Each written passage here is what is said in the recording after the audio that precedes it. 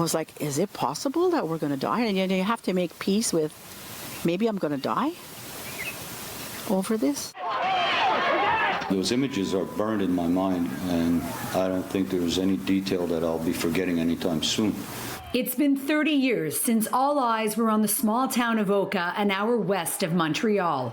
What's been called the Oka Crisis lasted 78 days. How could this happen? How can a golf course be more important than the lives of people and the land rights of the first peoples of this land?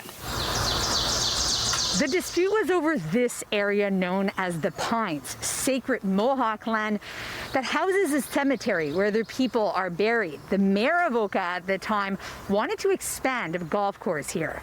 Dig up our ancestors and put a golf course. That just was horrifying to think that. The tactical squad was preparing, and as they were going up the hill, I thought to myself, they're going to go up there and they're going to kill everybody. July 11th, 1990, Quebec provincial police officers were called in to dismantle a peaceful protest set up by Mohawks. The violence started when the SQ came in. They attacked us. The smell of the tear gas in the air, and it wasn't too long after that we heard that popping sound. We heard the first shots. It seemed like it lasted forever. On that day, a provincial police officer was killed. I'm thinking, what the hell is going to happen to us next?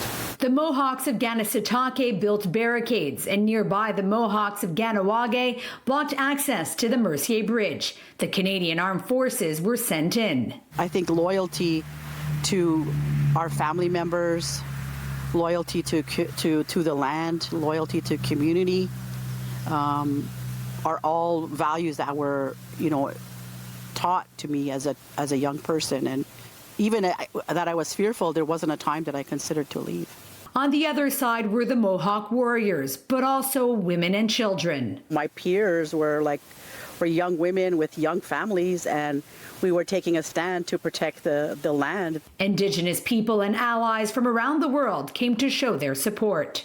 I think it was a wake-up call to break the silence on some of the conditions we were living as Indigenous people. This is where I wanted to be 30 years ago.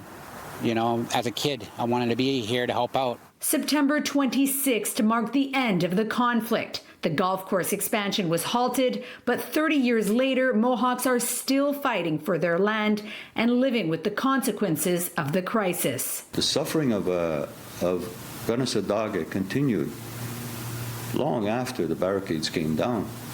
Our community here paid a lot for those progresses. With the disintegration of our social, economic, and even our political had disintegrated at the time. The impact that trauma has on individuals. You lose your sense of safety in the world. And that's never been restored in Ganasatake. In Montreal, Tenneriello, City News.